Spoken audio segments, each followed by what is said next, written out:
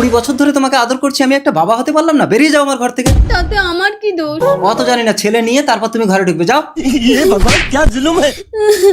কে তুমি এখানে বসে কাঁদছো কেন?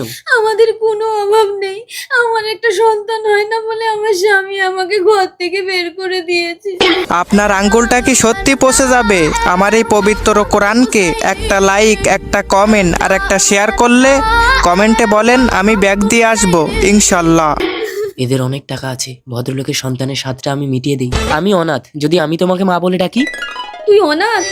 বাবা, বাবা। হ্যাঁ, কে? আমি অনাথ। হ্যাঁ গো, ওর কেউ নেই, আজ থেকে ও আমাদের সন্তান। অনাথ? বাবা, বাবা আমাকে 1.5 লাখ টাকা দাও, আমি একটা আইফোন কিনবো। না না, অত দামি ফোন কিনতে হবে না, একটা 10,000 টাকা দামের ফোন কিনবো। ও মা, বাবাকে টাকা দিতে বলো, না হলে আমি কিন্তু ভাত খাবো না। এই জন্যই তোমার সন্তান হয় না, ছেলে যা চাইছে তা দাও। আচ্ছা ঠিক আছে, দিচ্ছি। দাও মা। আমার সোনা, যা ফোন কিনে আন। সেটা, এ ছেলে কিন্তু নিঘাত আমাকে ভিখারি করবে। বাবা বল। আমি একটা বাইক কিনবো, আমাকে 3 লাখ টাকা দাও। এই কি গো? ছেলের বায়না মেটাতে পারবে না তো বাবা হয়েছে কেন? আচ্ছা ঠিক আছে, যাও আলমারি থেকে টাকা এনে দাও।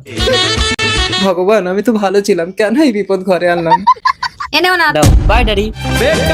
ছেলেকে শাসন করো সেটা। একদমও কথা বলবে না, তোমার যা কিছু আছে আর ছেলের নামে লিখে দাও।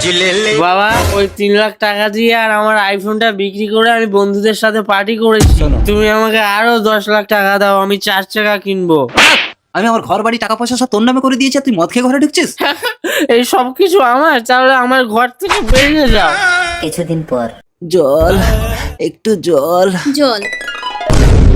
সেটা তুমি? মনে পড়ে আমার সন্তান হয়নি বলে একদিন তুমি আমাকে ঘর থেকে বের করে দিয়েছিলে? সন্তানের স্বাদ মিটেছে তো?